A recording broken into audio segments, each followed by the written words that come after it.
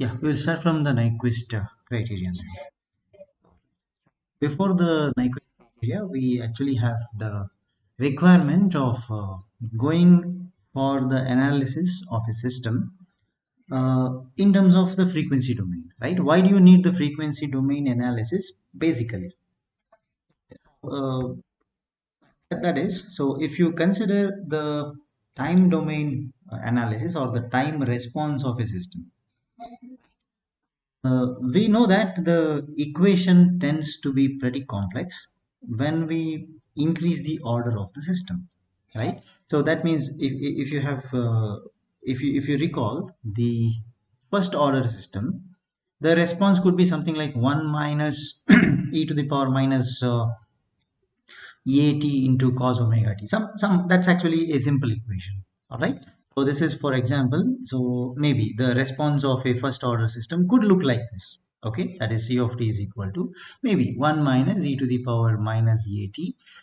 Maybe there is a cos function, cos omega t, etc. Okay, this could be the first order.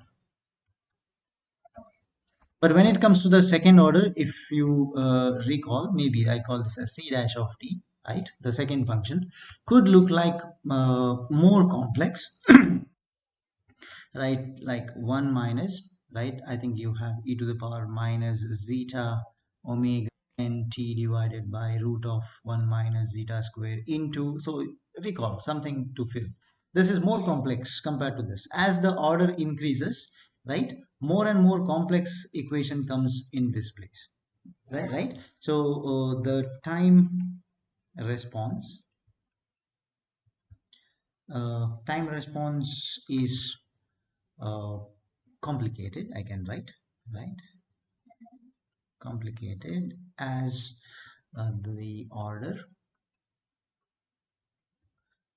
of a system increases. First, right, as the higher order it increases, and there is no unique way for designing the control system to meet the time domain specifications, right? For example, let's say we want a what you call settling time of so much, right? The specific value for a specific order, like the third order system, right? There is no shortcut. You have to go with the normal designing technique if provided your design is being taken place in the time domain. Okay, there is no shortcut. But the alternative approach will be the frequency domain study, right? You have what you call a lot of graphical design procedures, right? So in time domain you don't have that, right? But I can say this is the advantage, right? But the graphical design on the frequency domain is easy for any system of any order. This is one advantage. Okay, now you can meet the requirements of time domain design, but your approach of designing will be through the frequency domain, right? So this is one advantage. The second thing is computing the frequency response over a wide range of frequencies, right, is actually very useful to identify the transfer function of a system, right? So if you can, right, if you can identify, if you want to identify what is the transfer function of a system, right, the frequency response is more useful than the time response, right? So you have a time plot. Okay, at this point of time the response is like this, but you will never be able to write, you will never be able to convert that graph into the equation. What is the transfer function? You cannot. Okay, whereas if you know the frequency response, easily it can be converted into the transfer function. So frequency response, this to the transfer function, is possible. Okay, then when you have a time domain specification, right, you can predict uh, sorry, it's a reverse. Sorry, if you have the frequency domain specification, directly you can guess its time response as well. So frequency response, you can convert that frequency response into the time response, right? Because there are some properties which are correlating always between their performance in terms of the performance, whether it is time domain or the frequency.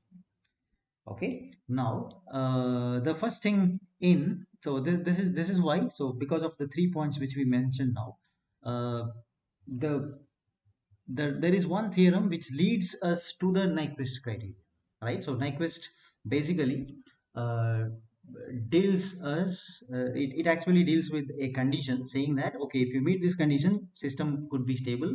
Why? When you look at the system on the frequency domain, okay? But it's not straightforward. I can directly we cannot jump into that. We have to look at a theorem which then leads towards the Nyquist theorem. Okay, so this is there is a theorem.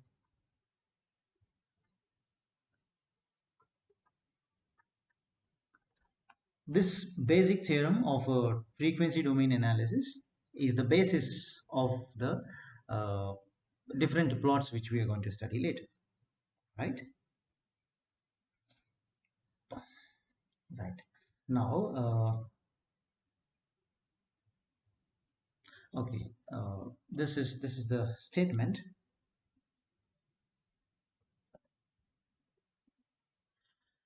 uh, for a for a given system.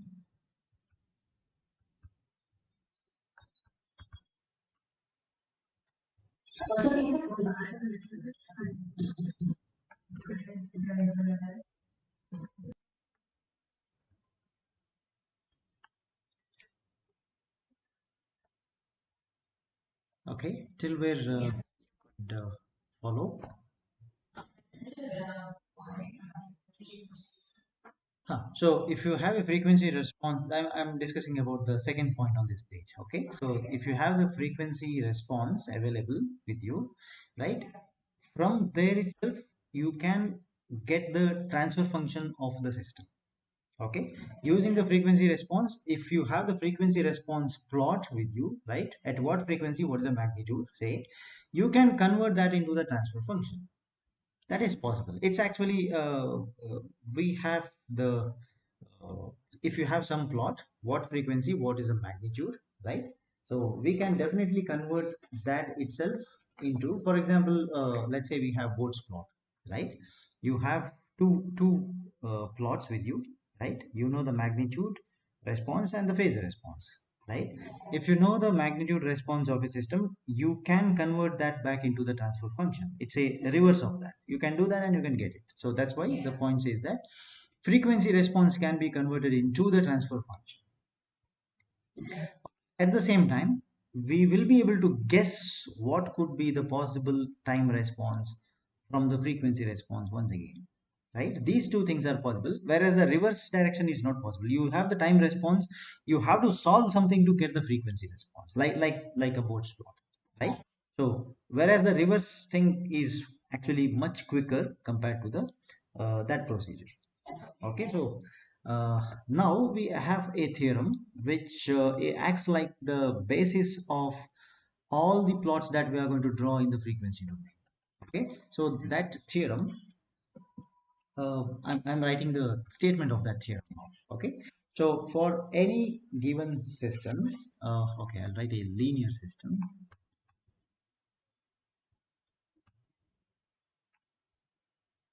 For a for a linear system, the sinusoidal output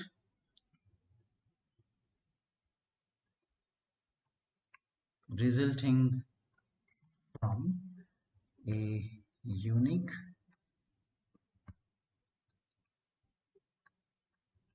sinusoidal input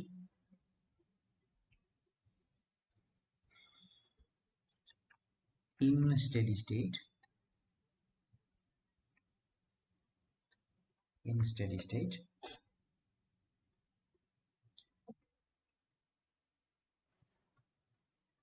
differs only in magnitude and phase. Right? So you assume that you have a system, right? It's a linear system only. All the systems which we are considered are linear in the sense input can be split into linear combination of some basic signals like we do in the Fourier analysis. Like any function can be written as a into x1 plus a2 into x2 plus a3. You can split it as a linear combination. That's why the system is said to be linear.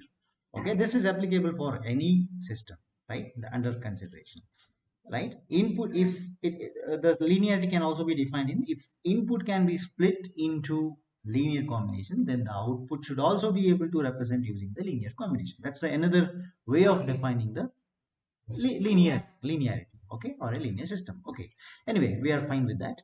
Let us assume that you have a system in steady state in the sense it's in that state since long time. Okay, in the sense, the let's say if it is an amplifier, you have kept the amplifier on for a long time. Okay, right? For such system, you give a sine wave as input, right?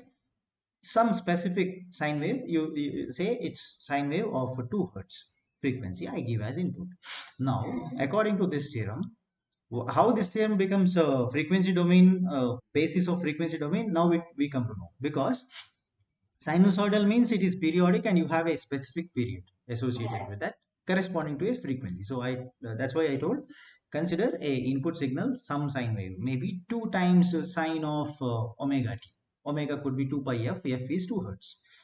If this is given as input, the output will also be sinusoid, but there will be a change in the magnitude.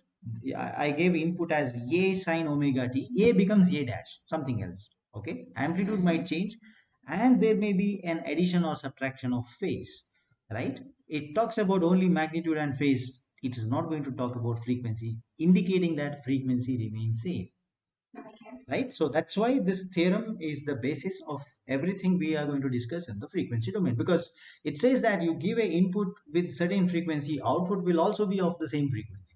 There will be change in magnitude and phase. Okay, so that's what is the basic statement of the theorem in the simplest form. Okay, right? So now we have to prove this. This acts like the basis, as I already told you. Right, now let us say that we have a negative feedback system, because we directly consider negative because we know that that's the most common type in any of the control system. So let a negative feedback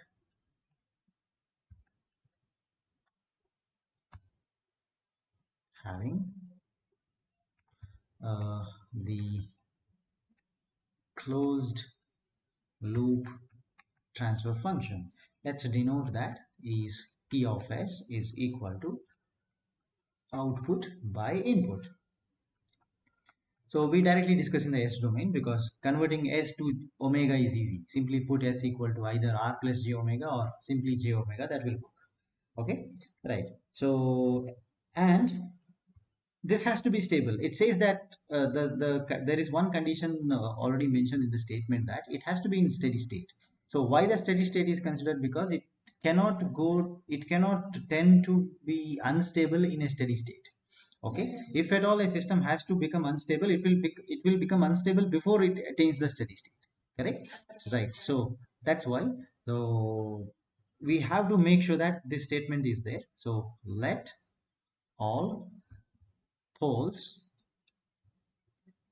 of the T of S, right, are that all the poles of T of S are on the left hand side of S plane. This is necessary because we know that it's a stability criterion, right? Simplest stability is identified by this.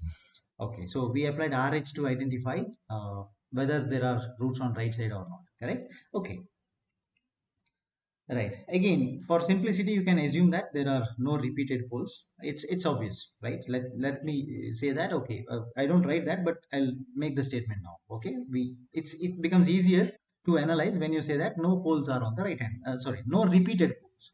At the same position, you don't have multiple poles. Okay, now, so T of S is equal to, let us try to simplify this function in the following form, right? Where uh, let the T of S be represented as, so that's the output by input is C of S by this, but after reduction, right, we got in this form, okay, that is P of S by some Q of S, where this is after reduction, okay, the final format of T of S, where the P of S gives you, it's a pole zero, so I know that there will be a gain K multiplied by, we have a product, right, say I varying from 1 till n, this is S plus Zi, so you have Z1 Z2 Z3 coming out. Similarly, you can get the denominator of that function. Q is once again a product, this is I is equal to 1 till say n, this is S plus Pi. So m and n are definitely integers, and normally what's the condition, general condition will be m less than or equal to n, right, then only it's a proper fraction, right. So we also make an assumption that the Pi, the all the poles are real, positive, distinct. Okay, so we are not worried about the zeros because that doesn't matter, right. So let every pi, the pole, every pole should be real, it's a positive and distinct, no repeated. Okay, now the statement, now we assumed the points required about the system, right? System is fine, it's a linear system, we characterize this using these kind of representation. Now the theorem has a very important point related to the sinusoidal input, right. It says that when you consider an input to be sinusoid, output is also going to be a sinusoid, right. So we'll start with the required input now. All right, so let the next thing is, let the input, okay, let the input see, input is R of t, right? Okay, before that let's quickly write a representation of this, because block diagram sometimes becomes very necessary, right. So this is the G of S, this is the output, so denoted as C of S. So input comes from this side, you have plus, so this is being taken, so here you have the H of S, and this is given back, this is positive, this is negative, this is R of S. So this is the system which we are considering with the negative feedback concept. So now I need to be specific what type of input I am giving. So let the input is R of t to the system be this type. Okay, so this is A into cos of omega t, right. I make sure that I'm giving at the point of time where I give the input, I consider that to be t equal to 0. So t greater than 0, I apply, right. This is 0 else. Okay, now so what happens to the R of S? Laplace transform of this, it's a sinusoid cos function, if you remember. I'll write here, so if it is cos of omega t, this is its cos, so S by S squared omega squared, right. So if it is omega, correct, so this is A times S by S squared plus omega squared, isn't it? So now I know that the whole transfer function is T of S, which is 1 G divided by 1 plus GH, right? Because it's a negative feedback system. Forward path has a gain G, the feedback path has H. So G by 1 plus GH is the equation. That's what I'm going to call as a T of S, right? So therefore, the C of S, which is the Laplace transform of your output, is nothing but the transfer function T of S into R of S, right? So from here, I need to derive that, okay, there will be I have C of S with me. Convert the C of S back to the C of t and show that it's a sinusoid function. No change in the omega. Frequency remains same, but there is a change in the amplitude and there is addition of a phase or subtraction of a phase. Maybe you can represent as theta. That's what is the important part. Okay, so C of S is T into R, right? So let's write the same thing we wrote earlier. So this is K. The P of S is, say, few terms I'll write. S plus Z1, S plus Z2, like that. I have S plus Zm whole divided by, this is S plus P1, S plus P2, say S plus Pn in the denominator multiplied by the R of S. So this has to be As divided by S squared plus omega squared, right? So let us assume that we know that the denominator terms are more compared to the numerator terms. So definitely this is a proper fraction, right? So whenever we have a proper fraction, we can convert that into, huh, yeah. I wrote a condition here, right? So this is the condition. Okay, so it's already assumed. It has to be like this. Okay. Now, under this condition, you can definitely apply the partial fractions, correct?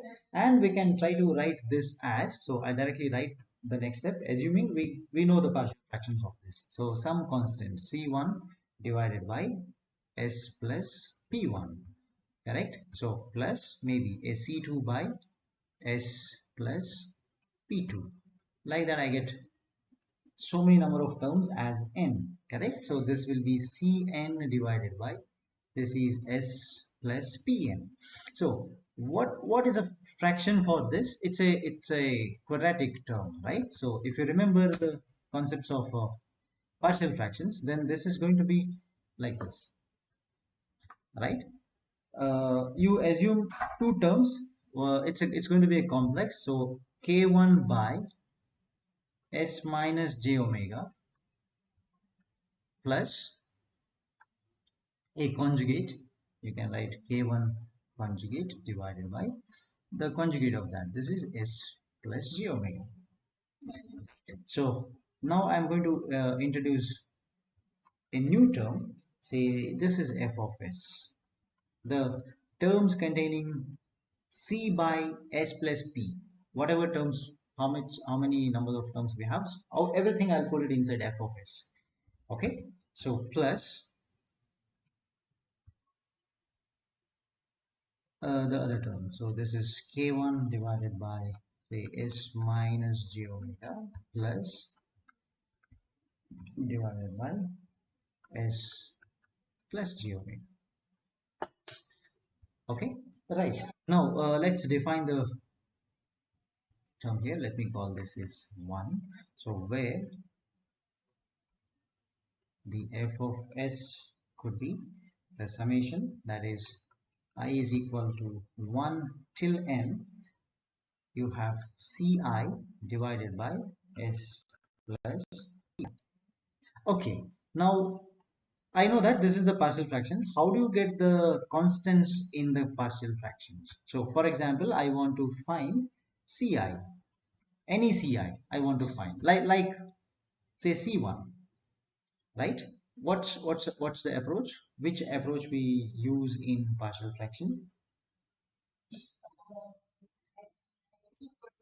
Huh, right? You put s equal to minus of p1.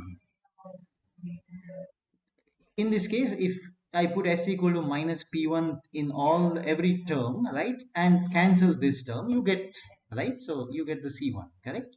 Now in general I'll write, so the same approach we are going to use now. So where ci can be calculated as, so this technique is applicable for every term containing c1 c2 c3 up to cn, but not k1 and k1 conjugate, because right, you have conjugate pair in the denominators, correct? So for except k1 and k1 star, right, in the sense except k1, basically we can apply this to the, we can apply the same approach for every other constants present in that equation. Okay, so CI could be simply multiply by S plus PI, because that goes to the other side, into the C of S, correct? At S equal to minus PI, correct? This is what you told. You take that to the other side because you eliminate this from the equation, means you move it to the other side, right? And remaining term you put S equal to minus PI, correct? That's a CI. Now, what approach you are going to use to find out the K1, right? Do you remember? If at all you have the complex terms over there, like the denominator is S minus J omega or S plus J omega, right? Whenever we have term, right? It's the same approach. Uh, I multiply by S minus J omega into C of S, and you are supposed to put S equal to J omega, right? This is the technique, but let's write the term, okay? Because C of S can be, because it's not straightforward. Though the equation looks simple, when you actually try to solve that, it becomes complicated. So for that reason, I try to expand this term one step so that I'll come to know what I'm doing. So this is S minus J omega. I know that C of S is nothing but A into S divided by S square plus omega square into T of S, isn't it? Because C of S is this term. Just now we have written that. So here I substitute S equal to J omega, right? So let's try to simplify now. This gives you a very clear idea that this is S minus J omega A. I have okay, let me write S as it is. So denominator is S plus J omega into S minus J omega, isn't it? S square plus omega square, correct? Into T of S with S equal to J omega. So let's cancel this, right? Now put J omega. So this is A into J omega into T of J omega whole divided by 2 times J omega, correct? Because denominator is S plus omega, right? So we get that. Now this is like, I have the term like A by 2 times whatever T we had, it is J omega, right? So this is the constant K1, and anyway K1 conjugate can also be written easily. So we got K1 now. Why we are trying to write these constant? Because I need them when I go when I take the inverse Laplace, correct? Because C of T is what I calculated so far. So anyway, so when this T of J omega is written properly, right? We will observe that this is a complex number, right? Because there is a J present. As soon as it's a J, irrespective of what function it is, right? So it may be in the fractional format, exponential format, anything, right? Ultimately, it turns out to be a complex number, right? So whenever you are trying to write a complex number, it is better to represent, and it is easier to understand if you convert that into a polar form, right? So the polar form I'll write here. This is A by 2, which is actually the constant. So T of J omega will have a magnitude T of J omega, and e to the J theta comes in picture, right? So what is theta? It's angle of T of J omega. Okay, all right. So far what we did, we started from the basic system. We wrote its C of S. So this is the C of S, right? Which is f of s plus something k1 by s minus j omega and k1 star s plus j omega. Now, if you want to go back to the time domain, right? I have to do this. Sorry. Okay, so if I want to go back to the time domain, my only intention is to take the inverse Laplace, right? So then the output can be calculated as, so C of t is nothing but its Laplace inverse of C of s, right? So I know that we already have the required terms present inside the C of s, so let's write them. So this is k1 over s minus j omega plus k1 star conjugate s plus j omega plus f of s, correct? So you can see that the k1 and k1 conjugate will change, will differ only in terms of the theta value, right? The magnitude still remains same. So whatever is the magnitude, let me take it out from the first two terms, right? So it has to be, so we have, say, a, I'll take only a outside because of some reason it helps us in the simplification later. Okay, I'll keep the 2 in the denominator as it is. Okay, so a times magnitude t of j omega into, right, so let me write the Laplace inverse of the first term should be e to the j theta divided by it's k. Okay, so it's just e to the j theta divided, there is a 2 into s minus j omega. This is the first term, right? The second term k1 conjugate becomes again L inverse of, so this is e to the minus j theta divided by 2 times s plus omega. All right, and I think this is the, these are the two terms containing the a into magnitude of t of j omega as a part of this. So plus the other term which contains constants c1 c2 etc. So we'll write this as Laplace inverse of, there is a summation I is equal to 1 till n. This is ci divided by s plus the poles of the system pi. Yeah.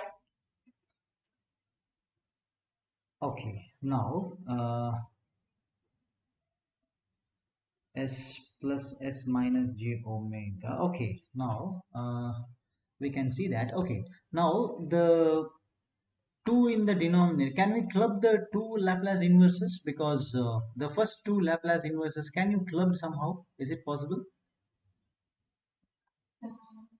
Because you see, there are two complex numbers in different formats. One is in, it's in the, you see, s plus j omega, s minus j omega are in the right rectangular, and e to the j theta and e to the minus j theta in the polar. So why don't we, can we convert this into the other format?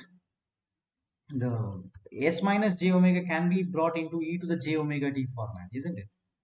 Right, so we can do that, right? If we can do that, right, it becomes easier for us to write. So I'll skip one step, perform the conversion, I'll skip, it's just e to the j omega t will be there, right? Because s minus j omega and s plus j omega can be converted in that way, very straightforward, right?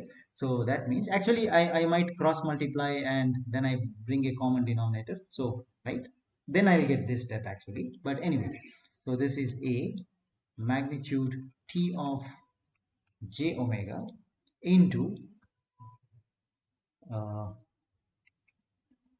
okay, now and let's apply the inverse as well. L inverse e to the j theta is there, right? Only e to the j theta by 2 will be there as it is. Okay, so what is the inverse of that function now? When you apply the L inverse of 1 by s minus j omega, what is that? What is the inverse of 1 by s minus j omega? Do you remember? Let's okay, let me write here. Okay, so the standard Laplace inverse transforms, if you have 1 divided by, this is s minus j omega, this is Laplace domain, I'll write L inverse, okay, is simply e to the power j omega t.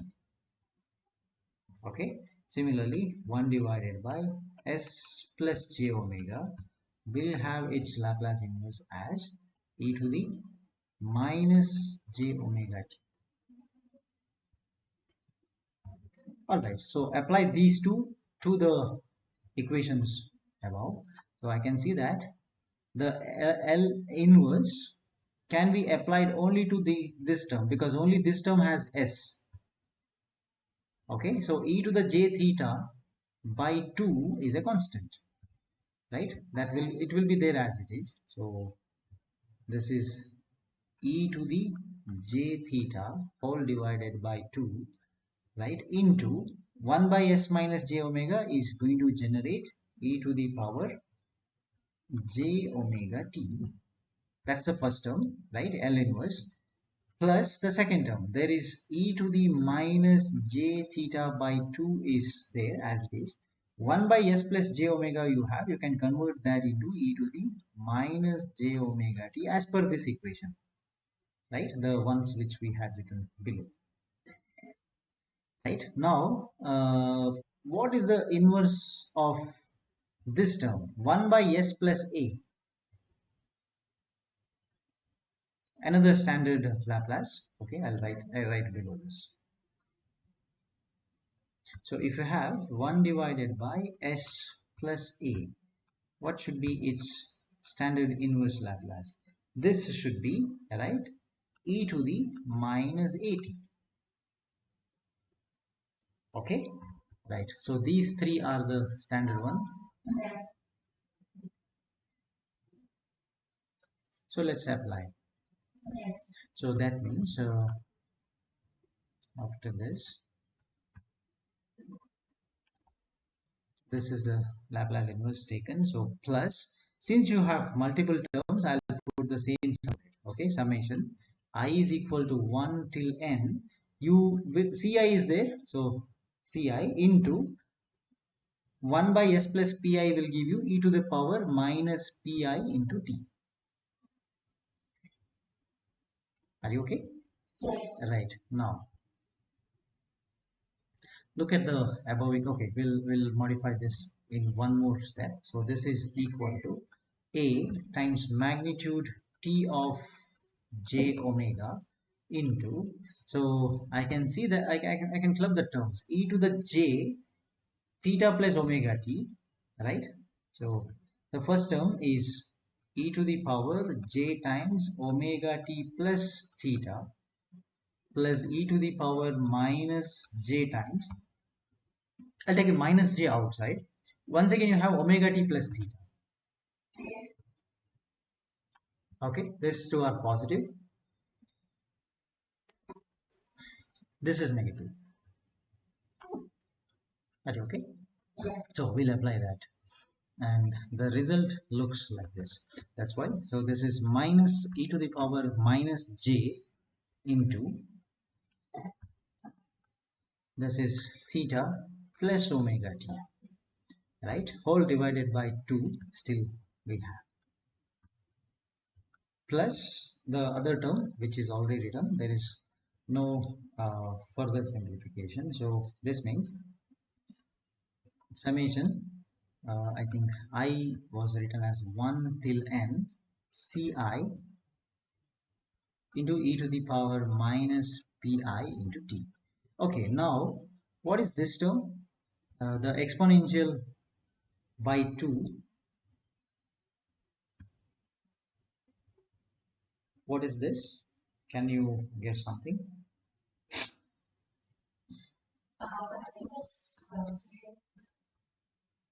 Uh, no, it's not sync. If you have e to the j theta plus e to the minus j theta by 2, it's cos. Yeah, it's cos. Okay, it's a cos of, right, e to the j theta plus e to the minus j theta is simply cos theta, right? If you have e to the j theta minus e to the minus j theta by 2j, then that becomes a sin theta, right? So we are applying this rule now. So take the theta as omega t plus theta. The whole omega t plus theta looks like a theta form, right? E to the j theta, e to the minus j theta, right? Yes. So this is equal to a magnitude t of j omega into, so okay, I'll write this as directly into cos of omega t plus theta plus the summation I is equal to 1 till n ci into e to the power minus pi into t. Okay, so now we are very close to the required answer, and the required answer was right. There is a change in the amplitude. Amplitude was a, amplitude becomes a into magnitude of t omega. Fine, amplitude changed, correct? Yes. The function was cos omega t. Cos omega t became theta. Cos omega t plus theta. So there is a change in the phase, right? Which actually indicated that omega, or which is the uh, frequency domain represented, or the which is the frequency of that input signal, yeah, did not change. It's still same. Omega is there and it's still omega. Right. Now we are close to the answer. How do you eliminate this term? Because this term should not be there. Right? How do you eliminate? Because it's already there. You can eliminate this easily because the statement suggests you something. Can you look at? No, it's fine, but I don't want this term. I want to make that this term is zero. How do you make that as zero? How do you make a statement now to make this zero? This is correct. It's there, and it is till now whatever we did is right. Okay. Uh, how can you eliminate this particular term? Okay, so quickly let's go to something. Uh, okay, let's assume that I'll write one simple equation maybe. Okay, just to support this. So when you have, let's say that I'll answer this later. Okay, like I'll leave this space blank. I'll come back to this. Okay, now so consider that there is a system, maybe a second order system, right? So the second order system's transfer function, let's say this is equal to say 1 divided by, I have s plus 2 and maybe s plus 5. This is the system's transfer function, and let me assume that I give the input, say r of s, to be unit step. So unit step means 1 by s, correct? So what is the output? C of s is equal to t of s transfer function into r of s, right? So that gives me 1 divided by s into s plus 2 into s plus 5. Are you okay? Now, anyway, I have to go back to the time domain. So C of t is equal to, it has to be partial fractions, a by s plus b by s plus 2 plus c by s plus 5. Can you quickly find out the values of a, b and c now?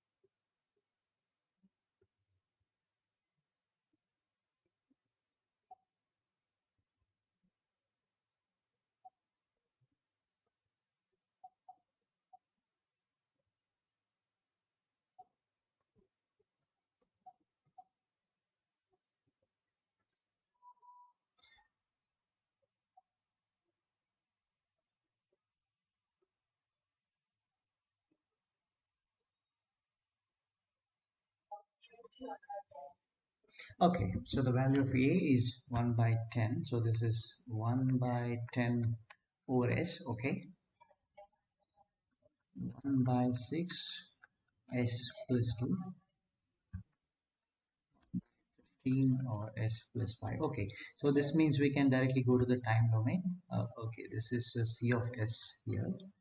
Okay, therefore C of t is the L inverse of the above equation. So this is 1 by 10 into u of t, correct? Because 1 by s inverse is unit step, 1 by it's 1 minus 1 by 6 times s plus 2 is, just now we saw 1 by s plus a is e to the power minus at. So minus 2t into u of t.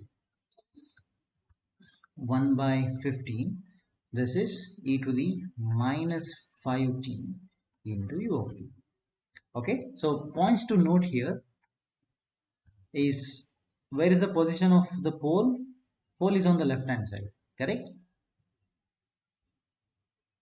Pole is on the left hand side. S plus 5 is also a pole is on the left hand side. S equal to 0, pole is at the origin, which is on the j omega axis, vertical axis.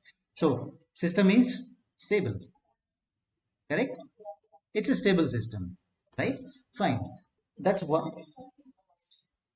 Yeah, yeah. It's, if, since s equal to 0 is thing, it's a marginal one. Okay, so fine. Okay, but still it's a stable system. As the I'll make it stable because of the following reason. Put t tends to infinity, right? So at this, under steady state, let's go to the steady state condition. Okay, so at steady state, how do you model the steady state? Time is going to infinity, time is long, very large, right? So that is limit t tends to infinity c of t equals to, what happens to the first term? It's 1 by 10 minus 1 by 6 e to the minus infinity, correct, plus 1 by 15 into e minus infinity. So this is 0, this is 0. So what you are left out with, just 1 by 10. So steady state value is finite, so the system is stable. Okay, now why this became stable? Because for a given input, okay, I need the terms now. What do you call these poles? S plus 2 and S plus 5 has a specific name. What is that? If you remember, you tell me, otherwise I'll write. Sure. So the two poles which were present in, which are present in the output because of the transfer function, right? So T of S has the S plus 2 and S plus 5.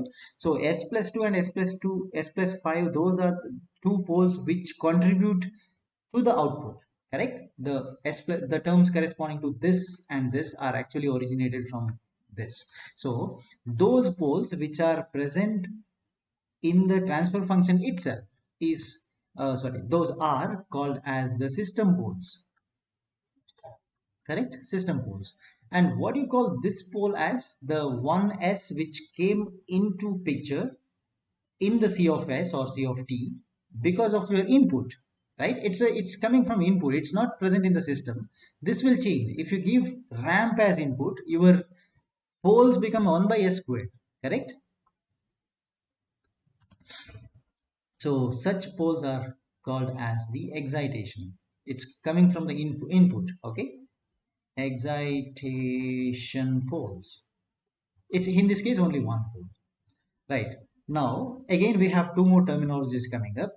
Those, sorry, that part of output which results from system poles is called as, that part of the output is called as what do you call it? It's a transient.